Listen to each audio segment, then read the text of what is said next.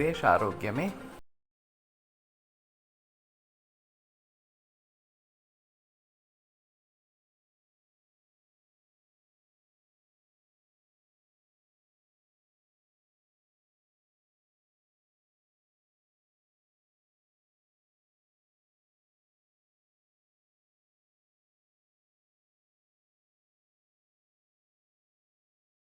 अगर हम आगे क्या होने वाला है इसके बारे में अच्छी तरीके से सोच सकते हैं, तो अगर वो हमारे फ़ायदे की चीज़ है तो हमें उसको बढ़ावा देना है।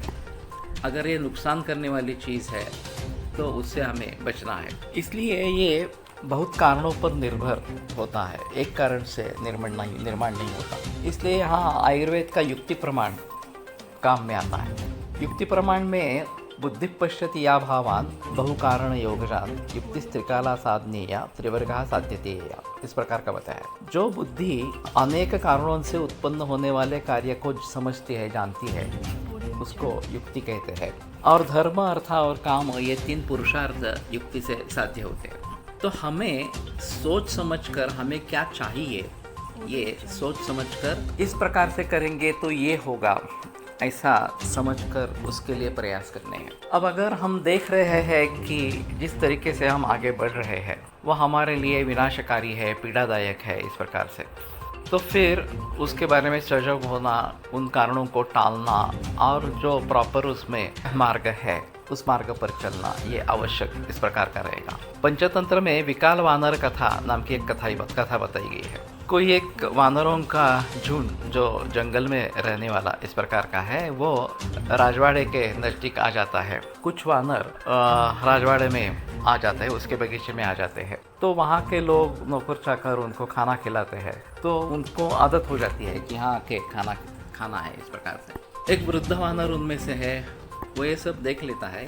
और ये भी देख लेता है कि उनका जो स्वयंपाक घर या महानस जिसको कहते हैं जहाँ पे है, वहाँ एक बोकड़ यानी कि जिसके ऊपर ये वूल रहती है, वो ज़बरदस्ती महानस पे घुसता है, जो मिलता है वो खा लेता है, इस प्रकार से। तो वहाँ के कर्मचारी है वो जो हाथ में चीज़ मिले उससे मारते हैं। तो ये वानर सोच लेता है कि अगर कुछ हाथ में नहीं मिला तो ये शायद जलती हुई लकड़ी भी उसके ऊपर फेंक देंगे और ये उड़ना प्रचुर इस प्रकार का, उसमें बुलन ज़्यादा है, जल जाएगा।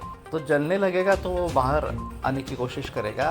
बगल में अश्वशाला है, घोड़े वहाँ पे है और ग्रास भी है, घास भी है वहाँ पे। तो वो अगर जल उठता है तो जो अश्व या घोड़े हैं उनको क्षति पहुँचेगी, वो जल जाएंगे। और फिर शाल्योत्र ने कहा है कि अगर घोड़े इस प्रकार से जलते हैं तो उनके लिए वानर की वसा एक अच्छी दवा है। तो इसके लिए इन वानरों की हत्या की जाएगी, इस प्रकार से। तो वो सभी को सुझाव देता है कि ऐसा मत करो, हम यहाँ से